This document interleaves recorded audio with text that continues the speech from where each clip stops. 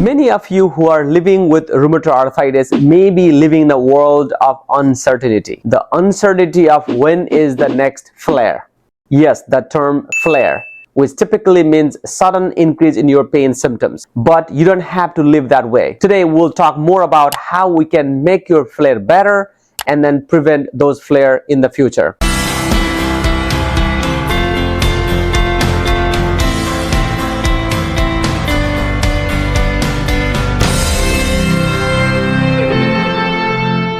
Hi, this is Dr. Ananta Subedi, your rheumatoid arthritis coach at the Room Doc with more than 10 years of experience treating many patients with rheumatoid arthritis. I have helped many of them to manage their flares and even help them prevent those unpredictable flares. As we talk about the flare, I'll be referring to the new book that we recently launched called The Holistic Rheumatoid Arthritis Guide to help us understand better about what are those flares and how we can prevent and manage those flares. Now, the first question we'll talk more about is what is a rheumatoid arthritis flare? Rheumatoid arthritis flare is sudden increase in rheumatoid arthritis symptoms that could include increased joint pain, increased stiffness, more swelling of your joints, and even low-grade fevers. If you see your doctor, they might also find some blood marker changes, which includes elevation of some of the blood markers such as C-reactive protein and sedimentation rate. Now, the next important question is what are the causes or trigger for flares? Understanding the triggers help you prevent your future flares and then minimize your attacks as well. Let me list some of the most common causes for flare, and this includes stress.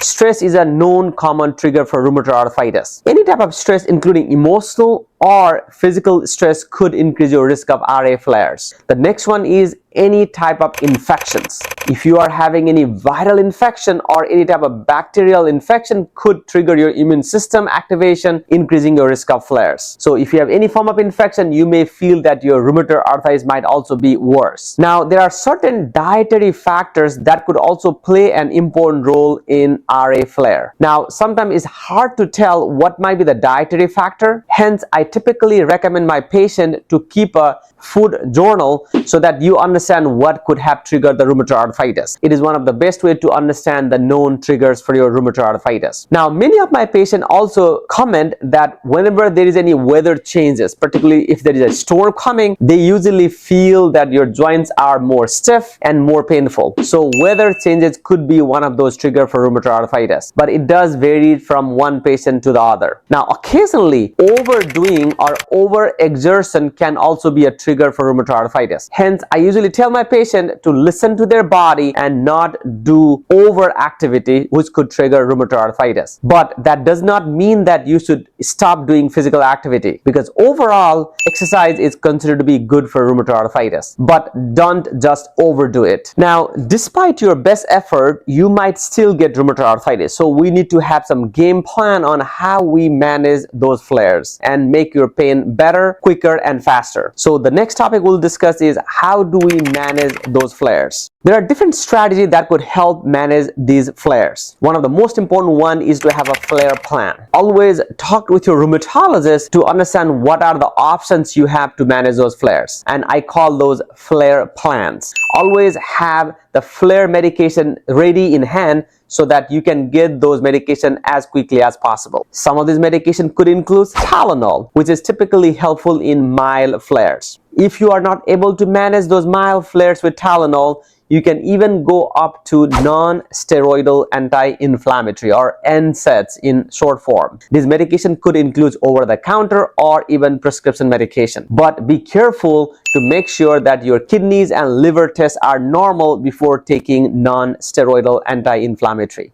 The next most commonly used medication to manage more moderate to severe flare includes steroids, such as prednisone. These medications are very powerful to help you manage your severe flare symptoms. Always talk with your rheumatologist to have some backup plan with steroid so that you don't have to wait till your doctor send you the prescription. There are various doses of prednisone that could be used depending on your symptoms and prior experiences. And we also need to consider your other comorbidities before prescribing the medication prednisone, such as if you have diabetes, we need to use minimal dose of steroid possible for shortest duration of time, as prednisone or any other steroids are known to increase your blood sugar. Hence, we need to be careful. If you have any high blood pressure, we also need to monitor closely so that the flare medication are not causing your high blood pressure. Always consult with your primary care doctor and your rheumatologist to make sure the medication you are taking for the flares are safe for you. The other important tool that you can use is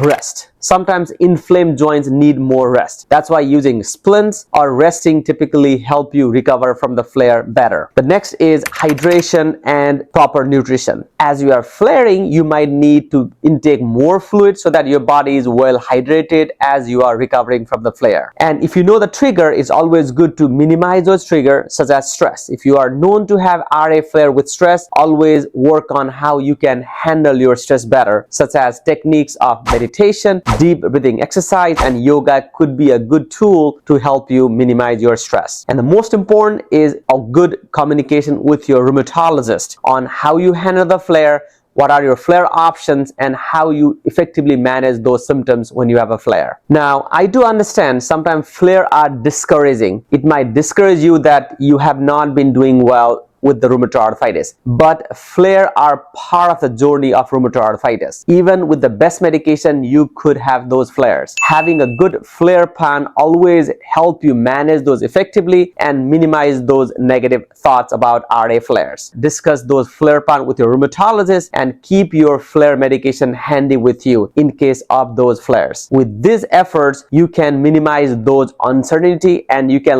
live and control your RA better with more fulfilling and good quality of life. I hope this video was helpful. If you have any other questions or comments, drop them in the comment below. Please follow us more for health tips on rheumatoid arthritis, and we'll be coming up with more videos which could be helpful to you to manage your RA better. Unfortunately, rheumatoid arthritis attack you, but don't let it defeat you, and let us be your guide in this journey against rheumatoid arthritis. And before I go, I'll highly recommend you to buy the book so that you have all the tools you need to fight against rheumatoid arthritis. Bye-bye.